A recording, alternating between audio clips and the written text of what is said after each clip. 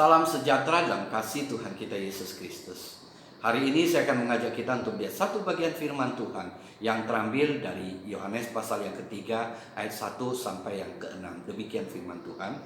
Adalah seorang Farisi yang bernama Nikodemus, seorang pemimpin agama Yahudi. Ia datang pada waktu malam kepada Yesus dan berkata, "Rabi, kami tahu bahwa engkau datang sebagai guru yang diutus Allah. Sebab tidak ada seorang pun yang dapat mengadakan tanda-tanda yang kau adakan itu jikalau Allah tidak menyertainya."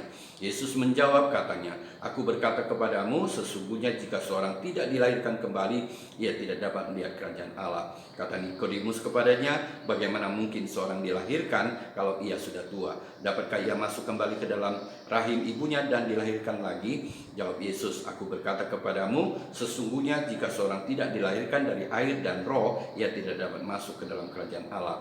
Apa yang dilahirkan dari daging adalah daging, dan apa yang dilahirkan dari roh adalah roh." Siapakah Nikodemus ini? Firman Tuhan menyatakan dia adalah seorang Farisi, dan dia juga adalah seorang pemimpin agama orang Yahudi. Artinya dia adalah seorang anggota Sanhedrin atau anggota mahkamah agamanya orang Yahudi. Satu jabatan yang sangat prestisius, satu jabatan yang mempunyai kuasa yang tinggi bagi bangsa Yahudi. Karena dia bukan hanya sekedar mengurus agama orang Yahudi, tapi juga mengurus kehidupan orang Yahudi secara sosial. Dan kalau kita melihat mahkamah agama ini adalah satu mahkamah yang terdiri daripada 71 orang yang dipimpin oleh seorang imam besar. Dan di dalamnya ada 3 kelompok, ada 3 aliran yang ada di dalam mahkamah agama ini. Yang pertama adalah imam-imam, yang merupakan sebagian besar daripada mereka adalah orang-orang Saduki. Jumlah mereka besar karena mereka dekat dengan pemerintahan Romawi. Jadi jumlah mereka lah yang paling banyak di dalam mahkamah agama ini.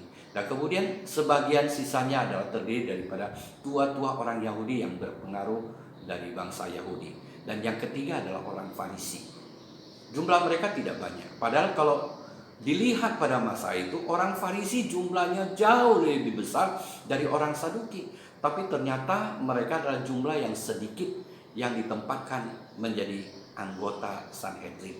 Artinya Nikodemus bisa dipilih menjadi anggota Sanhedrin.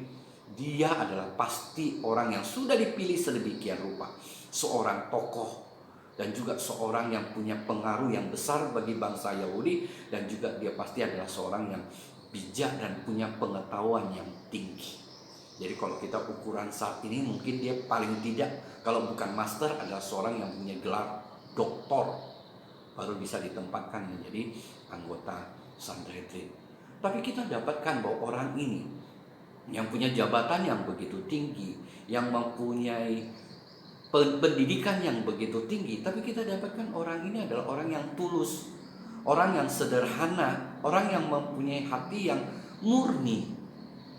Kita dapat melihat kerendahan hatinya, bagaimana dia memanggil Tuhan sebagai Rabi. Padahal kalau dilihat dari berbagai segi secara manusia, dia lebih tinggi, dia lebih tua, dia lebih tinggi jabatannya, dan dia pendidikannya pun lebih tinggi. Secara manusia mungkin Tuhan Yesus hanya SMA saja, begitu. Tapi orang ini paling tidak master, atau mungkin dia adalah seorang yang bergelar doktor. Tapi kita melihat orang ini tulus. Orang ini punya kerendahan hati. Tidak seperti kebanyakan orang Farisi yang sering kali kita melihat adalah orang-orang yang munafik, bahkan orang yang cenderung jahat. Tapi orang ini tulus. Dan orang seperti ini rupanya enggak sendirian saja. Dia menyebut kami. Artinya mereka juga ada, enggak banyak mungkin, paling tidak ada lumayan orang yang enggak sendirian saja Nikodemus. Begitu. Orang yang percaya bahwa Yesus adalah Rabi yang diutus oleh Tuhan, oleh Allah, gitu. Tapi kita melihat yang datang kepada Tuhan hanya si Nikodemus ini. Ini jadi pembelajaran bagi kita, bahwa kadangkala kita nggak sadar ada di sekitar kita sedang ada orang yang tertarik kepada Tuhan. Ada orang yang ingin mengetahui lebih jauh tentang Tuhan, tapi mereka tidak berani datang oleh berbagai macam alasan. Inilah kesempatan bagi kita untuk kita bersaksi bagi mereka, untuk kita bisa membawa mereka datang kepada Tuhan, untuk mereka boleh percaya dan memperoleh kehidupan yang kekal. Nah, Nikodemus ini datang kepada Tuhan pada malam-malam hari katanya. Nah, apa sebabnya malam-malam hari? Kalau kita melihat nanti kelanjutan, ada kemungkinan dia takut posisinya sebagai anggota Sanhedrin diketahui datang kepada Tuhan. Ada kemungkinan besar seperti itu, kita lihat kelanjutan. Tapi ada kerinduan untuk datang dan belajar kepada Tuhan. Inilah sesuatu yang indah. Maka kita melihat nih, manusia ini adalah orang yang kalau ukuran biasanya adalah orang yang baik, orang yang tulus, orang yang rendah hati. Tapi walaupun demikian, Tuhan mengatakan apa? Jikalau orang tidak dilahirkan kembali, dia tidak dapat melihat kerajaan Allah. Ini satu pembelajaran bagi kita, bahwa jikalau seorang tidak dilahirkan kembali atau tidak dilahirkan dari atas, dari surga oleh karya Roh Kudus, orang itu tidak dapat melihat kerajaan Allah. Jangankan masuk melihat kerajaan Allah pun tidak. Bahkan kita melihat lebih jauh, Nikodemus yang punya pengetahuan yang begitu tinggi terhadap Taurat, mengerti akan firman Tuhan, tapi ternyata dia tidak mengerti kedalaman daripada inti firman Tuhan itu. Sehingga tak kala Tuhan bicara tentang kelahiran baru, dia sama sekali tidak mengerti. Nah, dari sini kita dapat melihat pendidikan tidak menjadi ukuran untuk orang bisa dilahirkan baru, bahkan mengerti pun tidak. Kemudian Tuhan menjelaskan kepada dia, orang yang dilahirkan kembali itu adalah orang yang harus dilahirkan dari air dan roh. Roh kita tahu ini bicara tentang Roh Kudus. Artinya seorang dilahirkan kembali itu dikaryakan oleh Roh Kudus sehingga dia dilahirkan kembali. Nah, kalau bicara tentang air ini bicara tentang apa? Nah, ini seringkali menjadi perdebatan. Ada yang mengatakan air adalah bicara tentang baptisan air. Tapi kalau kita perhatikan, kalau baptisan air menjadi satu cara untuk orang dilahirkan baru, atau salah satu bagian daripada orang untuk bisa dilahirkan kembali, maka kita akan dapatkan penjahat yang di sebelah Tuhan, yang hari itu juga diselamatkan masuk ke dalam Firdaus. Dia bisa nggak selamat karena apa? Dia belum dibaptis, begitu. Jadi ini nggak mungkin, karena kita tahu juga ada orang yang gara-gara mau nikah dibaptis, tentu ini tidak akan mendapat bahagia. Jadi kalau pengertian air di sini adalah baptisan air, tentu tidak cocok. Dan yang kedua adalah orang, ada yang menganggap air ini bicara tentang sperma. Jadi sperma laki-laki yang kemudian melahirkan seseorang dari seorang wanita. Begitu. Jadi dilahirkan secara daging dan dilahirkan secara roh. Ini pun kurang tepat. Begitu ya.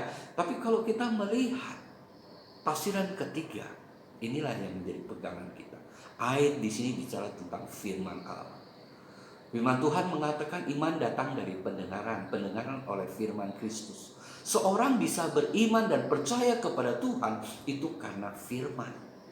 Jadi air dan roh bicara tentang firman yang didengar dan menjadi iman. Firman Kristus yang didengar dan menjadi iman dan kemudian dikaryakan oleh Roh Kudus. Dan pada saat dia sungguh-sungguh percaya, pada hari itu juga dia dilahirkan kembali. Dia dilahirkan baru. Inilah kelahiran kembali yang dimaksudkan oleh firman Tuhan.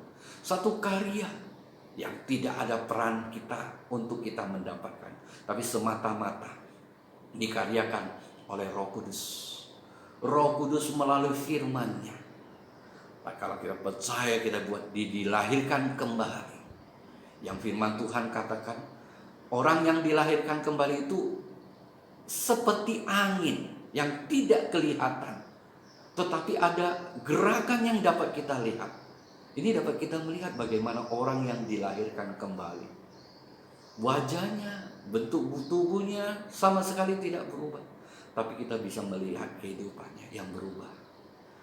Menjadi orang yang berbeda, orang yang mencintai Tuhan, yang mengasihi Tuhan. Tapi juga kita harus ketahui bahwa orang yang dilahirkan kembali, walaupun terjadi perubahan yang drastis berbeda dengan yang dahulu, dia tetap baik. Dia harus terus berproses untuk bertumbuh. Tetapi untuk dilahirkan kembali hanya satu kali untuk selama-lamanya. dan itu dikaryakan oleh Roh Kudus melalui firman-Nya tak kala dia percaya kepada Tuhan. Nikodemus dengan posisinya sebagai orang yang punya pengetahuan yang tinggi, orang yang mempunyai pendidikan yang tinggi terhadap firman Tuhan, dan juga adalah orang yang baik, itu tidak bisa membuat dia diselamatkan. Tapi dia harus dilahirkan kembali. Dan untuk dia dilahirkan kembali, dia harus menjadi orang yang sungguh-sungguh percaya kepada Tuhan oleh firman Kristus yang berkarya di dalam hatinya, yang menjadi iman dalam hidupnya. Dan oleh karena Roh Kudus, dia dilahirkan kembali. Dan demikianlah dia mendapat bahagian di dalam kerajaan surga, di dalam kerajaan kekal Tuhan kita Yesus Kristus. Amin.